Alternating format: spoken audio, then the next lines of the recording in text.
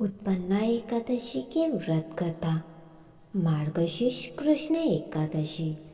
सूत जी कहने लगे, हे ऋषियों, इस व्रत का वृत्तांत उत्पत्ति प्राचीन काल में भगवान कृष्ण ने अपने परम भक्त युधिष्ठिर से कही थी। वही मैं तुमसे कहता हूँ। एक समय युधिष्ठिर ने भगवान से पूछा था कि एकादशी व्रत किस विधि से किया जाता है और उसका फल क्या प्राप्त होता है।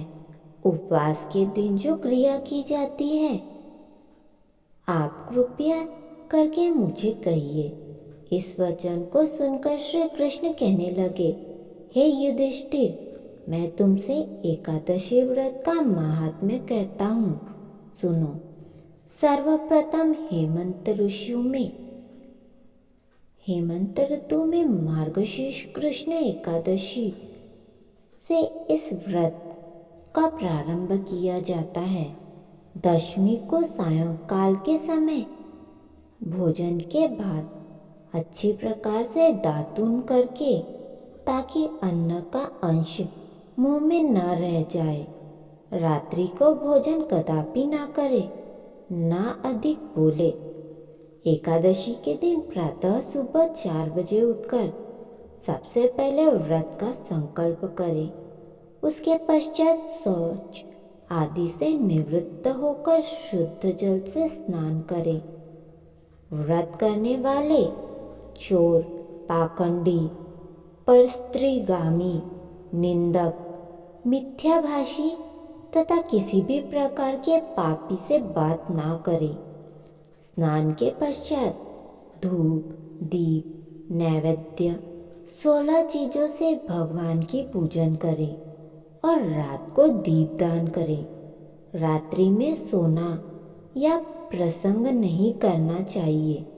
सारी रात भजन कीर्तन आदि करना चाहिए। जो कुछ पहले जाने अनजाने में पाप हो गया हो, उसकी क्षमा मांगनी चाहिए।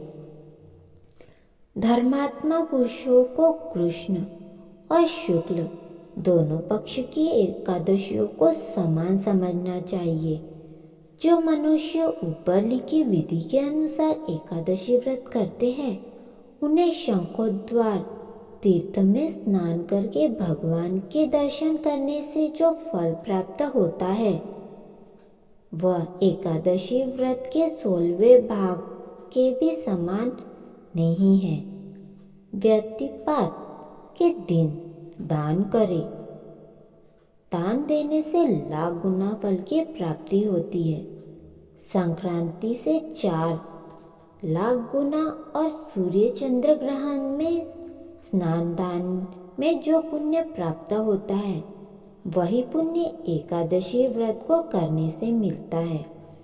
अश्वमेध यज्ञ करने से 100 गुना तथा 1 लाख तपस्वियों को 60 वर्षों तक भोजन कराने से 10 गुना, 10 ब्राह्मणों अथवा 100 ब्रह्मचारियों को भोजन कराने से 1000 गुना पुण्य भूमि दान के करने के बराबर होता है।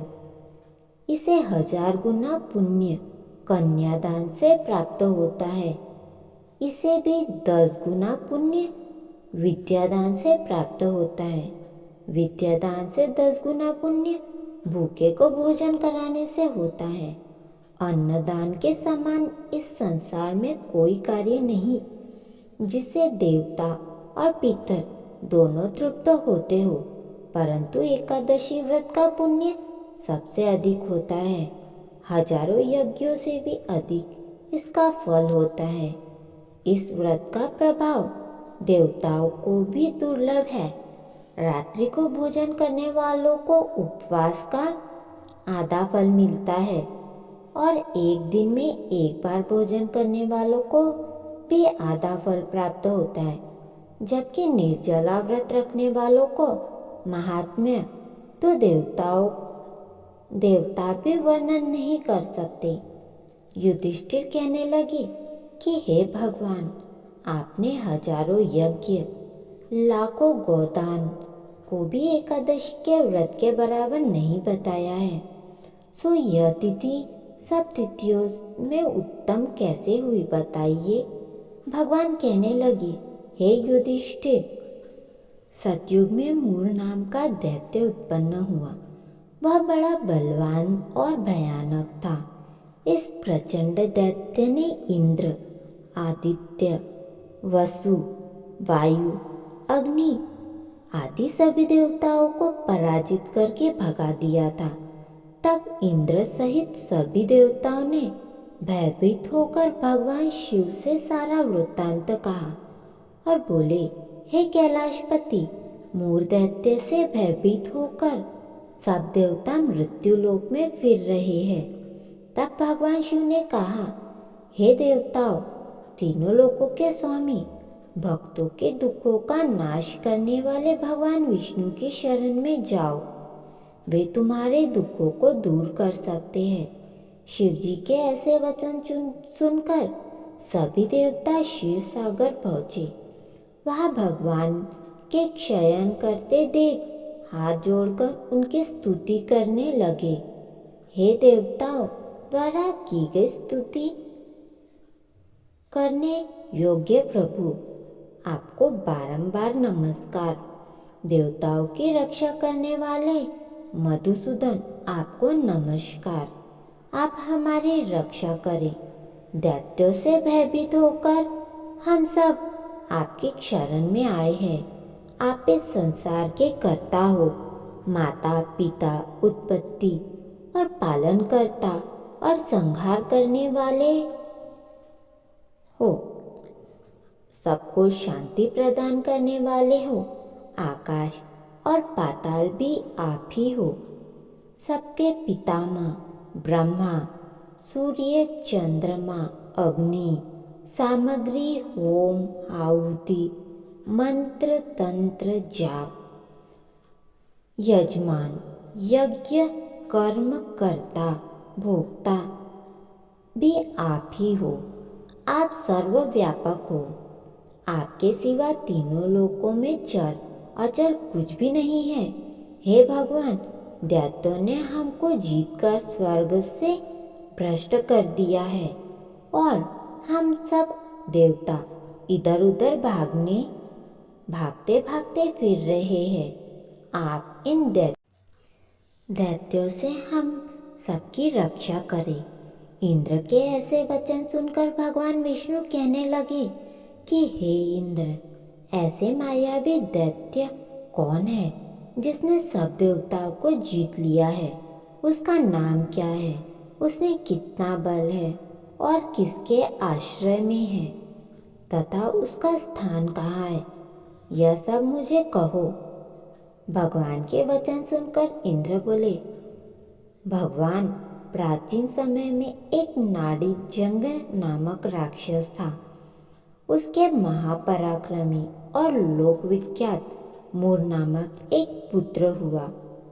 उसकी चंद्रावती नाम की नगरी है। उसी ने सब देवताओं को स्वर्ग से निकालकर वहां पर अपना अधिकार जमा लिया है।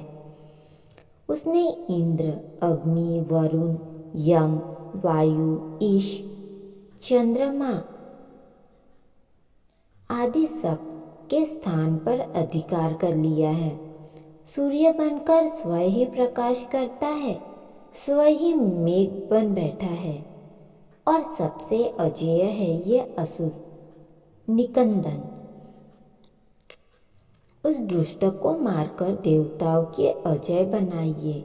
यह वचन सुनकर भगवान ने कहा, हे देवताओं, मैं शीघ्र ही उसका संहार करूंगा।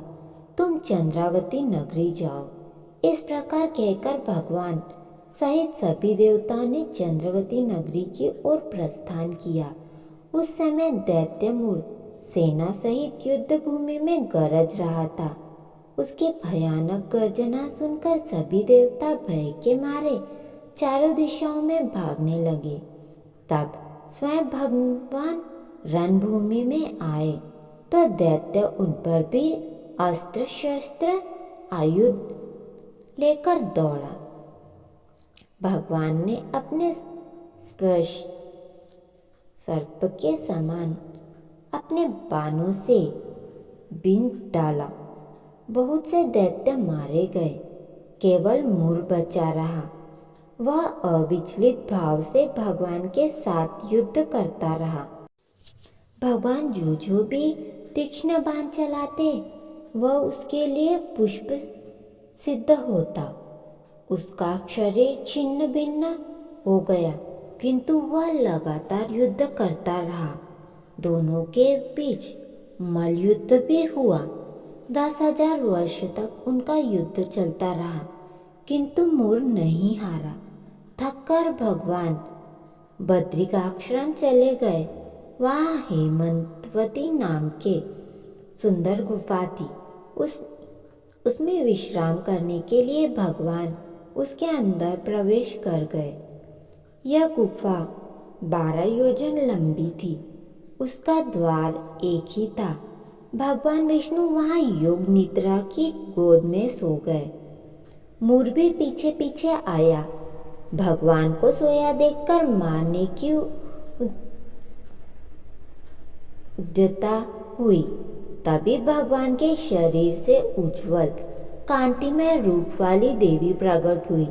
देवी ने राक्षस मुर को ललकार कर युद्ध किया और तत्काल मौत के घाट उतार दिया। श्रीहरि जब योग निद्रा की गोद से उठे तो सब बातों को जानकर उस देवी से कहा कि आपका जन्म एकादशी के दिन हुआ है, अतः आप उत्पन्ना एकादशी के नाम से पूजित होंगी। आप के भक्त वही होंगे जो मेरे भक्त होंगे। तो यह थी एकादशी की पौराणिक व्रत कथा, जिसे सुनने मात्र से व्यक्ति के सारे पाप नष्ट हो जाते हैं।